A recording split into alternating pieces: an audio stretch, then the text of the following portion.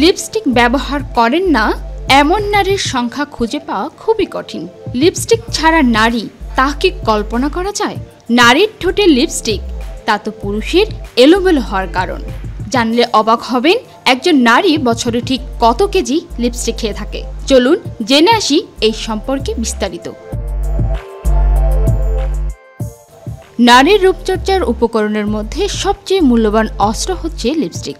কথাটা বলেছেন ইতালীয় অভিনেত্রী মনিকা বেলুচি। হ্যাঁ, অস্ত্রই বটে, কেননা নারীর ঠোঁটে লিপস্টিকের আঁচড় এফোর ওফর করে দিতে পারে পুরুষের হৃদয়। ঠোঁট রাঙাতে লিপস্টিকের জুড়ি নেই। লিপস্টিক ব্যবহার করে না এমন নারী খুব কমই আছে। সাজ সামগ্রীর মধ্যে নারীদের সবচেয়ে ব্যবহৃত প্রসাধনী হচ্ছে লিপস্টিক। বহু নারীর কাছে সৌন্দর্য প্রকাশের এক অনিবার্য উপকরণ লিপস্টিক। ঠোঁটে লিপস্টিক না লাগিয়ে তারা বাইরে বের হন না, অথচ একসময় লিপস্টিকের ব্যবহার রীতিমতো বিতর্কিত ছিল। গত শতাব্দীর শুরুর দিকে যুক্তরাষ্ট্রের কানসাসে ৪৪ বছর বয়সের আগে লিপস্টিক ব্যবহারের বিষয়ে আইনগত বাধা ছিল। ১৬৫০ সালে তো লিপস্টিকের ব্যবহার বন্ধের জন্য ব্রিটিশ সংসদে আবেদন পর্যন্ত করা হয়েছিল। সেই অবধি অবশ্য এর ব্যবহার বন্ধ করা যায়নি।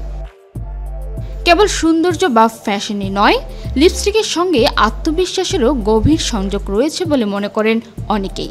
দ্বিতীয় বিশ্বযুদ্ধের সময় যুক্তরাজ্যের বিভিন্ন বিলাস সামগ্রী উৎপাদন সাময়িক বন্ধ রাখা হলেও লিপস্টিকের উৎপাদন বন্ধ রাখা হয়নি, কেননা তৎকালীন ব্রিটিশ প্রধানমন্ত্রী উইনস্টন চার্চিল মনে করতেন লিপস্টিক মানুষের মনোবল বাড়ায়। প্রতি বছর ২৯ জুলাই লিপস্টিক দিবস। ইরানি বংশোদ্ভূত আমেরিকান মেকআপ শিল্পী ও হুদা বিউটির প্রতিষ্ঠাতা হুদা কাত্তানের উদ্যোগে ২০১৬ সালে যুক্তরাষ্ট্রের এই দিবসটি প্রচলন হয়। বহুল ব্যবহৃত এই সাজের উপকরণের প্রয়োজনীয়তা বিবেচনা নিয়ে দিনটি কিন্তু পালন করাই যেতে পারে। পরিসংখ্যা বলছে বিশ্বজুড়ে ৫০ থেকে ৫৫% নারী নিয়মিত লিপস্টিক ব্যবহার করেন। আর ঠোঁটে প্রতিদিন লিপস্টিক লাগান এমন একজন নারী তার সারা জীবনে ২ থেকে ৪ কেজি লিপস্টিক খেয়ে থাকেন।